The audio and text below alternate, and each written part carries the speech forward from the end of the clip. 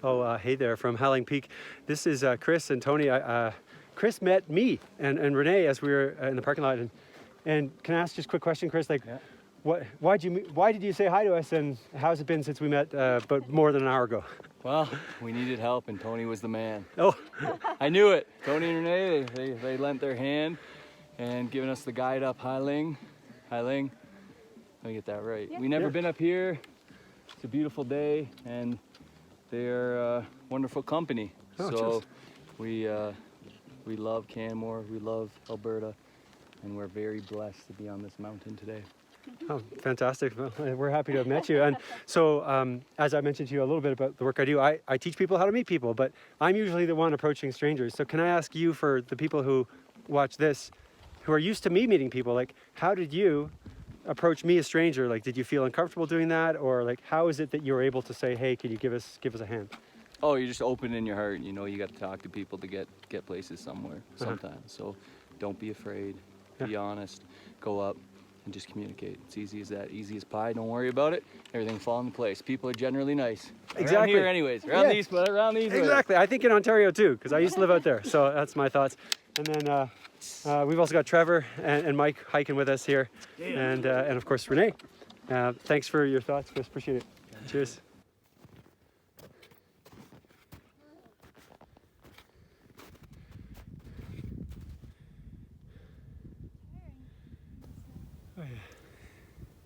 Well, just in time for us to get to the top of Howling Peak here, the sunshine has come out for the first time in our hike. We did 2 hours and 40 minutes to get up, a little longer than we normally take to get up. We took our time at the beginning, but it's not looking so nice over here. Yeah, Storm went around us. it's a storm's coming down the valley. Yeah, it's like on the other side.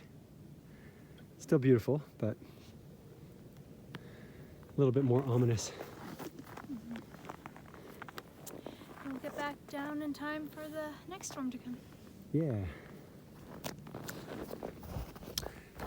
Grateful for this beautiful day, for this spectacular nature, for this sunshine, and for having met Chris, Trevor, and Mike on the way up. It was good chats.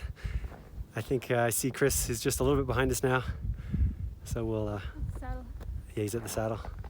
We'll reconnect with those gentlemen shortly. Beautiful day. So that is where we just was up on top of Howling Peak here in Canmore.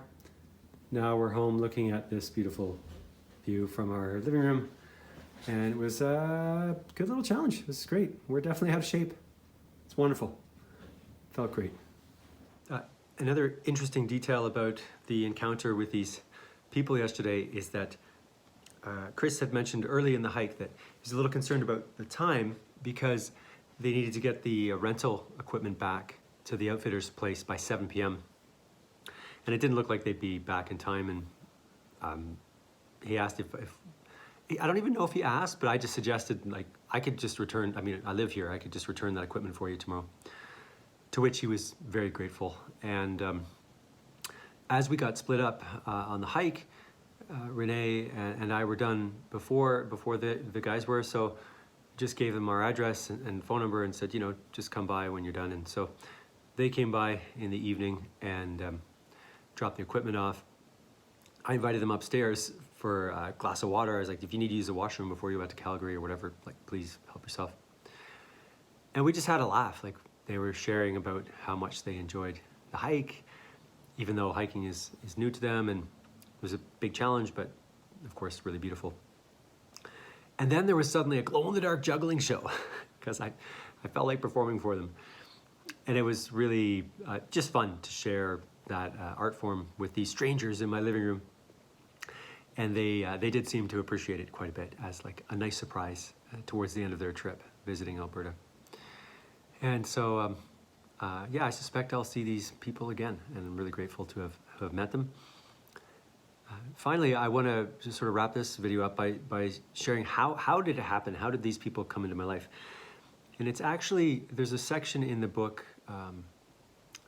all about different, like 6 strategies, like how to open a conversation. And one of the strategies is to ask for help. And that's what Chris did when he said he needed, like literally needs some help. He's like, oh, are you guys familiar with the area? Have you done the hike before? Could we come along with you? That's how our interaction got started in the parking lot. And then there's another strategy in the book, which is to offer help. And so in fact, by me being open to them hiking with us, and Renee and I being totally cool with that, we offered some help to these people because they just needed a little guidance on hiking, since it was new to them on this level. And yeah, so that's how we got into this conversation. It was this exchange of help. And if you look at your own life, there's a really good chance you'll notice that you have met people by being helpful or by asking for help. And so I offer this recommendation that you utilize that very important necessity in life as a tool to connect with other people. Because as I've said before, you just never know where it may lead. So once again, super to meet you, gentlemen. And that wraps things up. If you'd like some more tips and tricks on how to connect with people, I invite you to click the link in the biography of this video and download my Human Connection Starter Kit, which has more than 80 different ways that you can meet people and some really cool resources on human connection. So check that out if you'd like, and I wish you all the absolute best. Bye for now.